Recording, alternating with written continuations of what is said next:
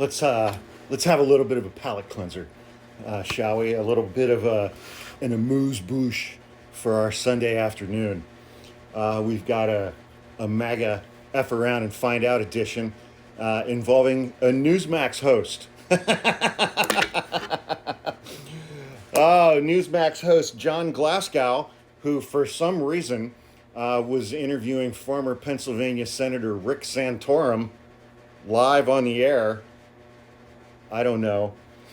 If you want to have some fun, just Google the word Santorum and see the definition that comes up.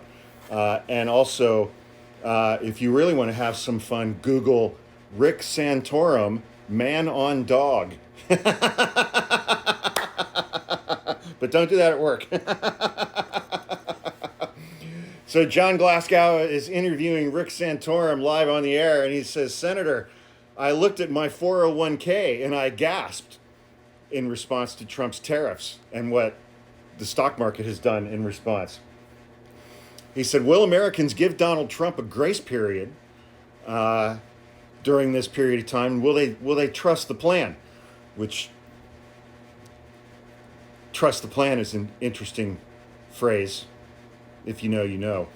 Rick Santorum was like, look, you're in your 30s, so it's not like you're retiring tomorrow. But it's a huge problem, and Trump's got to do something to reassure Americans and reassure the markets, before Monday.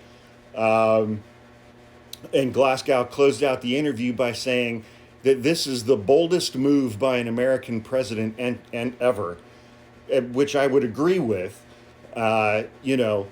Intentionally crashing the stock market and intentionally destroying the U.S. economy, steering the Titanic into the iceberg on purpose while you're looking at the iceberg and you're steering at the iceberg on purpose is certainly a bold move for any U.S. president.